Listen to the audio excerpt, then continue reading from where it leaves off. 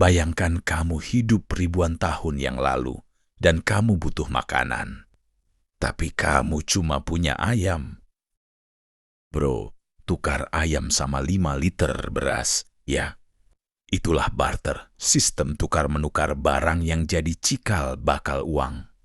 Tapi, kapan manusia mulai pakai uang? Dan gimana ceritanya sampai sekarang kita bisa beli barang pakai klik di HP aja?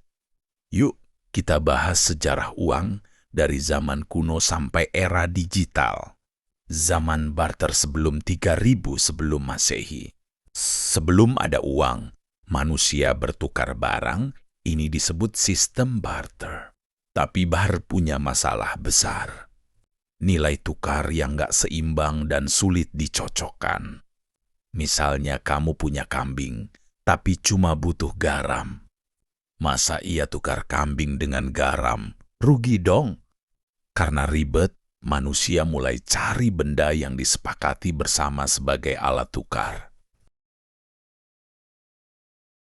Maka muncullah uang komoditas. Benda-benda yang punya nilai sendiri. Misalnya garam, kerang, logam, bahkan batu besar di Pulau Yap, Mikronesia.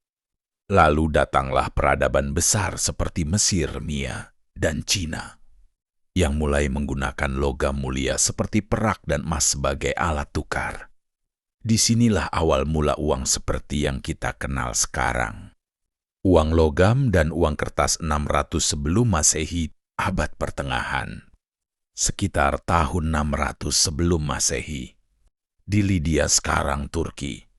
Dicetaklah uang logam pertama dengan cap resmi dari kerajaan.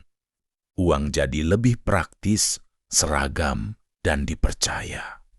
Lalu pada abad ke-7, di Tiongkok, lahir inovasi baru uang kertas. Praktis, ringan, dan mudah dibawa. Tapi tetap dijamin oleh logam mulia seperti emas. Sistem ini akhirnya menyebar ke seluruh dunia. Uang modern dan bank sentral. Di abad ke-17 muncul institusi penting, bank sentral. Mereka mulai menerbitkan uang resmi negara seperti dolar, rupiah, yen, dan lain-lain. Awalnya, uang kertas masih dijamin emas disebut gold standard. Tapi sistem ini perlahan ditinggalkan. Sekarang, uang kita adalah fiat. Artinya, nilainya dijamin oleh kepercayaan pada pemerintah, uang digital, dan masa depan. Di zaman sekarang, uang nggak lagi selalu berupa kertas atau koin. Kita pakai uang digital, kartu debit, e-wallet transfer online, bahkan QR code. Dan kini muncul bentuk uang baru, cryptocurrency seperti Bitcoin dan Ethereum. Negara-negara juga sedang mengembangkan CBDC, Central Bank Digital Currency.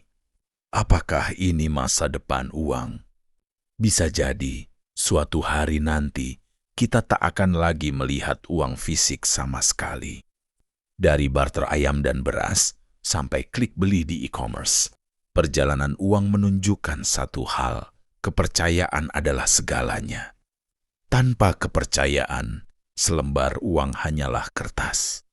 Tapi dengan kepercayaan, ia jadi alat yang menggerakkan ekonomi dunia. Gimana menurut kamu?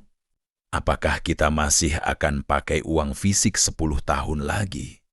Tulis pendapat kamu di kolom komentar. Jangan lupa like, subscribe, dan aktifkan loncengnya biar nggak ketinggalan konten sejarah menarik lainnya.